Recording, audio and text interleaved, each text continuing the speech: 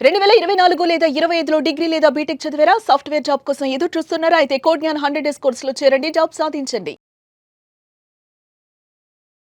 నమస్కారం శాస్త్రి గారు. నమస్తే సార్. మేడం, ఈ మధ్య కాలంలో ఇలాంటి కేసెస్ ఎక్కువగా అయిపోయాయని చెప్పొచ్చు. ఎస్పెషల్లీ ఒక అబ్బాయి అమ్మాయిని ప్రేమించి తీరా పెళ్లి చేసుకుంటాను అని నమ్మకాన్ని క్రియేట్ చేసి ఫిజికల్ ఇంటిమసీ అయిపోయిన తర్వాత ఇంకా కాల్స్ చేసిన, మెసేజ్ చేసిన రిప్లై ఇవ్వకపోవడం, బ్లాక్ చేయడము, ఇగ్నోర్ చేయడము, ఇలాంటి సందర్భాలు ఉన్న వాళ్ళు చాలామంది ఉన్నారు మేడం. సో ఇలా ఒక పర్సన్ తనని చీట్ చేస్తే ఎలా ఉంటుందంటారు? లీగల్ పరంగా తను ఏ రకంగా అప్రోచ్ అవ్వచ్చు అంటారు? ఇప్పుడున్న ట్రెండ్ ఉన్న అమ్మాయిలు మెంటాలిటీని పాపం కోర్టు వారు దృష్టిలో పెట్టుకోలేదు. అమ్మాయిలు అంటే అమాయకంగా ఉంటారు, పెళ్ళి అని ప్రామిస్ చేసే వాళ్ళని వాళ్ళు అర్పించేసుకుంటారు, వాళ్ళకి ప్రొటెక్షన్ కావాలని చెప్పి సెక్షన్ 69 బిఎన్ఎస్ అనేది బాగా ట్రెండ్ అవుతుంది. నేనే పర్సనల్గా జస్ట్ 2 days బ్యాక్ కూడా ఒక case, last month 2 months back ఒక కేసు, అందరూ జైలుకి వెళ్ళిపోయారు. నేను ముందే చెప్తా ఉన్నా, consensual sex, extra marital affairs is open. ఇప్పుడు ఎవరికైనా ఇద్దరికి ఇష్టం ఉంటే ఎలా అయినా ఉండొచ్చు. అమ్మాయి అంతటా అమ్మాయి వస్తే నాదేంటి తప్పు? They were lot of scenarios. Okay, so పెళ్ళైపోయిన తర్వాత పెళ్లి చేసుకుంటానని ప్రామిస్ చేస్తే అసలు ఆ కేసు ఎలా చెల్లుద్ది? మేము అమాయకులం, నేను అబార్షన్ చేయించాను అంటే నాకు ఉన్న వివిధ రకాల క్లైమ్స్ అంతా సారాంశం చెప్తున్నా నేను ప్రాక్టికల్గా చూసి. So end of the day ఇలాంటి కేసులన్నీ తప్పుడు కేసులని కోర్టు వారికి కూడా తెలుసు. అయినను సెక్షన్ 69 బిఎన్ఎస్లో ఏంటంటే wrong, falls promise on grounds of anything. ఉద్యోగం ఇస్తానని చెప్పి చేసినా సరే, నాట్ ఓన్లీ మ్యారేజ్, ఓకే, అలా 4-5 ఉన్నాయి. సో ఓన్లీ మ్యారేజే కాదు, అర్థమవుతుందా? వేటికి మేడం జాబ్ గూగుల్ సెర్చ్ చేస్తే తెలుస్తాయి. నేను చెప్పేది ఏంటంటే, అందరు advocates Google search, chat GPT వాడేస్తే సెక్షన్లు తెలుస్తాయి సిరి. ఇక్కడ practice of law and application of law is very important. అది చెప్తాను నేను ఈ సినారియోలో. రీసెంట్ కేసు నాకు లండన్ నుంచి ఒకళ్ళు రిఫర్ చేస్తే I looked in to it. ఆ అమ్మాయి కంప్లైంట్ ఇచ్చింది, పెళ్లి చేసుకుంటానన్నాడు, చేసుకోలేదు, ఫిజికల్గా వాడుకున్నాడు అండ్ నాకు ప్రెగ్నెన్సీ వచ్చిందని చెప్పింది. ఫ్యాక్ట్స్ ఆఫ్ ద కేసులో అబ్బాయికే సపోర్ట్ ఉంది. నేను most of the cases wrong cases ఉంటే అబ్బాయిలకే సపోర్ట్ చేస్తాను. నేను అబ్బాయికి చెప్పా, వాళ్ళ ఇంటికి వెళ్ళి మరీ మాట్లాడా. November 27 కలిసింది ఫస్ట్ టైం. అమ్మాయి అంతటా అమ్మాయి కాల్ చేసింది, నేనే వచ్చి కలుస్తాను, నువ్వు నాతో ఎలా అన్నా ఉండొచ్చు అంది, కేసు లేనంది. ఫిజికల్గా December 4th or 5th కలిశారు. December 28th ప్రెగ్నెన్సీ అంది. టెక్నికల్ టైం లైన్లో it looks like a fraud. Pregnancy అంది, January 1st weekలో టాబ్లెట్లు వేసుకుంది, కేసు పెట్టేసింది పండగ టైంలో వెళ్ళి. Not even more than 1.5 months. I can see malafide intention, కావాలని చెప్పి పెళ్లి చేసుకోమని అడుగుతుంది. అండ్ పోనీ అమ్మాయికి గూగుల్ పే కానీ ఫోన్ పే, మన రీసెర్చ్ మనం చేస్తాం కదా. అవును, ఏమీ లేదు, ఈ అమ్మాయి ఏదో తేడా కొడుతుంది. నేను అబ్బాయికి చెప్పా, ఇగో మోస్ట్ ఆఫ్ ద మెన్కి నేను చెప్పేది ఏంటంటే, ఫస్ట్ థింగ్ తస్మా జాగ్రత్త.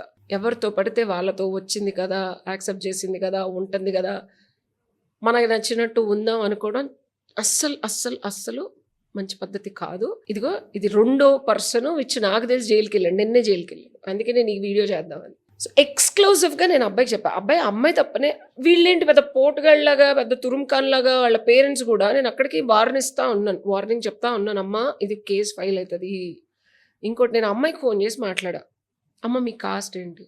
మేడం ఎస్సీ అట్రాసిటీ కేసు అయ్యింది అనుకో అంటున్నాను కాదు సిరి, నాన్ బెయిలబుల్ వారెంట్. ఇందాక కూడా వాళ్ళ మదర్కి ఫోన్ చేశా, ఏముంది మా అబ్బాయికి 2-3 రోజుల్లో బెయిల్ వస్తుంది. నేను అందరూ అడ్వకేట్లా కాదు, నేను ఫస్టే చెప్పా.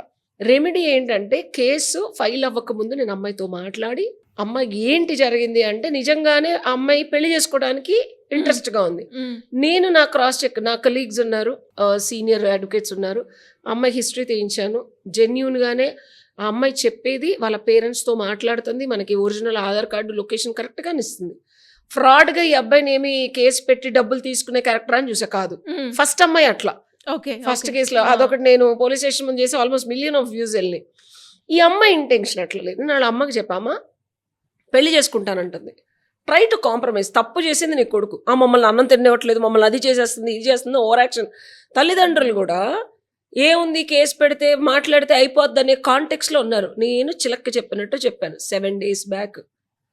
కేసు అయితే మీ అబ్బాయి ఏదో గవర్నమెంట్ ఉద్యోగమో ఎగ్జామ్స్ రాశాడంటున్నారు, ఒక్కసారి ఛార్జ్ షీట్ పడిందంటే అమ్మ నేను కూడా ఏం చేయలేను.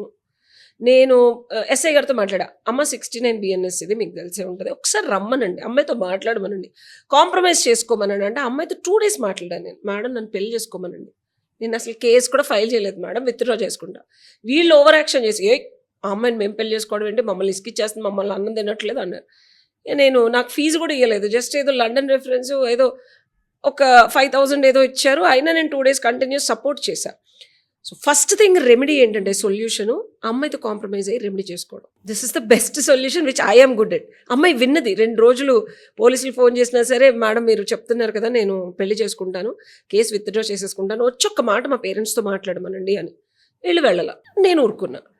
సెకండ్ థింగ్ ఏంటంటే ఎఫ్ఐఆర్ ఫైల్ అయ్యే మూమెంట్ వరకు కూడా కాంప్రమైజ్ మాట్లాడడానికి ఛాన్స్ ఉంటుంది, ఎవరో ఒకరు 4 రోజులు పిలిస్తే. ఇక అయిపోయింది అనుకో, అట్లీస్ట్ అప్పుడైనా యాంటిసిపేటరీ బెయిల్ ఇమీడియట్ గా తేడానికి ఉంటుంది. ఓకే. సెకండ్ది వర్స్ట్ కేస్ సినారియో ఇది. నేను ఇందాక ఫోన్ చేశా, నిన్న వెళ్ళాడు కదండి మరి బెయిల్ ఏముంది 1-2 days వచ్చేస్తుంది, ఏం మాట్లాడుతున్నారు మీరు. అమ్మాయికి ఫోన్ చేశా, అమ్మాయి ఏం కేసులు, SC ST అట్రాసిటీ కూడా పెట్టాను మేడం, 10 years CA గారు చెప్పారు మేడం 10 years జైలు శిక్ష, అడిల్లు వచ్చిన తర్వాత నన్ను పెళ్లి చేసుకోకపోతే నేను అసలు కాంప్రమైజ్ అవ్వను మేడం. వాళ్ళ అమ్మగారికి చెప్పా, అమ్మ ఫస్ట్ బెయిల్ అయితే రిజెక్ట్ అవుతుంది, ఎందుకంటే it's not just falls promise. ఇదివరకు మనకి రేప్ కూడా అట్రాక్ట్ అయ్యేది పాత IPCలో వాట్ ఎవర్ సెక్షన్స్ వదిలేస్తే. ఇప్పుడు రేప్ అన్న పేరు తీసేశారు కానీ అన్ని క్రిమినల్ అఫెన్సెస్ ఏదైతే పాతుందో అన్ని పెట్టారు. సో చచ్చినట్టు అబ్బాయిలకి బుద్ధి రావాలని ఇలా కనుక కంటిన్యూ అయితే సిరి 90% అబ్బాయిలు లోపలికి వెళ్ళిపోతారు. యాక్చువల్గా నేను కామన్ సెన్స్ చెప్తే, ఎందుకంటే వెళ్ళిన ప్రతి అమ్మాయి నిజంగా వెళ్ళగలిగితే పోలీస్ స్టేషన్కి, there are lot of extramarital affairs, lot of multiple relationships కదా. సో ఈ అమ్మాయి గట్టిగా పట్టుకొని వాళ్ళు ఎవరో 50 మంది వెళ్ళారంట, మీరు ఏమైనా చేయండి పెళ్లి చేస్తే, లేదు ఎఫ్ఐఆర్ బుక్ చేసింది, స్టేషన్ యాంటిసిపేటరీ బెయిల్ ఇవ్వడానికి నాకు ఆవిడ ఫోన్ చేయలేదు. అండ్ ఈ రోజు ఫోన్ చేసినా ఎంత ఇదిగా వచ్చేస్తుంది బెయిల్ అంటే, రాదమ్మా మీకు తెలియట్లేదు, మళ్ళీ చెప్పా. ఇది లాస్ట్ October 2025 నుంచి సిరి 133 కేసెస్ ఫైల్ అయినాయి తెలుసా. October 2025 నుంచి ఇప్పటికే 133 కేసెస్, అందులో 122 కేసెస్కి యాంటిసిపేటరీ బెయిల్ అప్లై చేస్తే 121 కేసెస్కి వచ్చినట్టుంది, ఒకదానికి ఏదో రాలేదు.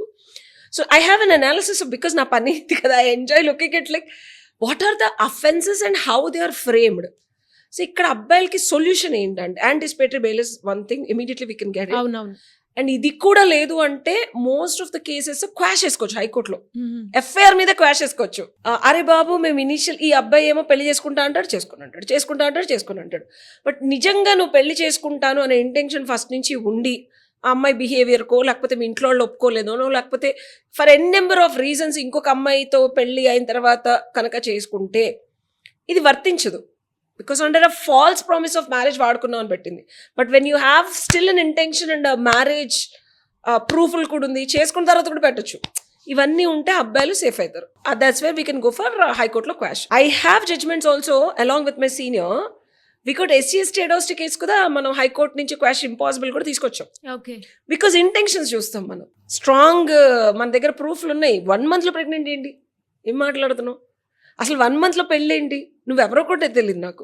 సో ఇలాంటి ఫ్యాక్ట్స్ అన్ని పెట్టి ఒకవేళ నిజంగా పెళ్లి ఇంటెన్షన్ ఉంటే ఇట్లా చేయవు. So what is your intention, డబ్బులా? సో ఇలా మనం క్వాష్ తీసుకోవచ్చు. We can get a quash against the FIR or we can get a anticipatory bail, or అసలు in the beginning also we can talk to the police and then try to communicate with the person who has filed a case against, compromise and withdraw.